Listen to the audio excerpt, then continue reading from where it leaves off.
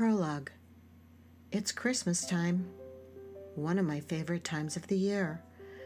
Everything just shines and glitters. It's a time to be with friends and family, a time of cheer. Looking at our white angel at the top of our tree, she represents so much to me. She has been there for my 21 marriage years. She's old, but looks beautiful holding her little lit candle in her hands. Her eyes are closed, and she has a look of peace on her face. It looks like she is blessing me and my life. This angelic figure represents years of celebration with my husband James and son Mitchell, a wonderful, loving, and supportive husband, an unbelievable son whom both my husband and I cherish. I look at her and remember the many years of excitement of Santa coming. In the morning, Mitchell would wake up with the anticipation of receiving his gifts from the magical Saint Nick, who had placed them carefully underneath the tree waiting to be opened. Over the years, presents were also waiting to be opened from our rescued dogs and cat. Our house is decorated with beautiful ornaments that we have collected over the years. Christmas is a chance to celebrate our hard work and be grateful for all we have. Looking at that angelic light at the top of my tree, I think how blessed I am. But this was not always so. I was 7 years old. Our family had finally purchased a house. We had immigrated from Scotland 2 years earlier. This was the third house we had lived in since immigrating to Canada. Each house had been in a completely different neighborhood, so making friends was difficult. I was a full-blown introvert in full retreat. My brother was 3 years older than me. I had always desperately wanted his love, but didn't get it. What I did get was continuous bullying, intimidation, threats on my safety, and terrible mental and physical abuse. I had endured many threats on my life. If I ever told my parents what he was doing, there was no support or protection, and my only sibling, my brother, knew it. I was an easy target. My brother wanted to find the Christmas presents that were hidden somewhere in the house. "Come on, let's go look for the presents," he said. He was being nice to me. My brother always had two faces. This was the nice face that most people got to see when he wanted something from them. "All right," I replied, desperately seeking his approval. I didn't want to find the presents, but being the good follower that I was, I participated.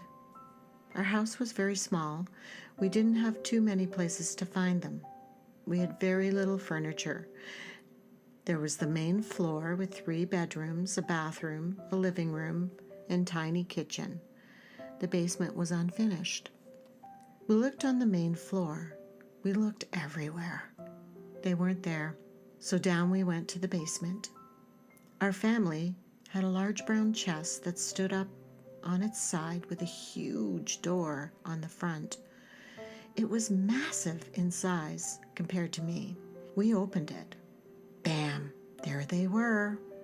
All the presents that Mom had bought to be wrapped for Christmas. We saw them all. All the gifts that were to be a wonderful surprise on Christmas morning were found.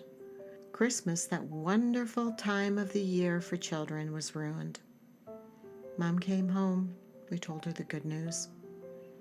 She was so hurt and completely devastated.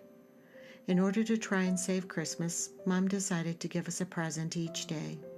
At the very least, we didn't know which present was coming. Trying to make it okay, she told us it would be like Hanukkah. My father was Jewish and Mom was a Christian. Mom had taught us a little bit about the Jewish religion, so I had a sense of what Hanukkah was. I remember one of my presents was a beautiful perfume bottle. I loved it very much. Such a nice present for a little girl of my age. It wasn't glass like a normal perfume bottle. It was similar to a bottle of hair mousse. You couldn't see what was inside the bottle. and just like a moose bottle, you could shake it. That night, I laid in bed. I put my hands together and prayed. Dear Jesus, thank you so much for my perfect gift.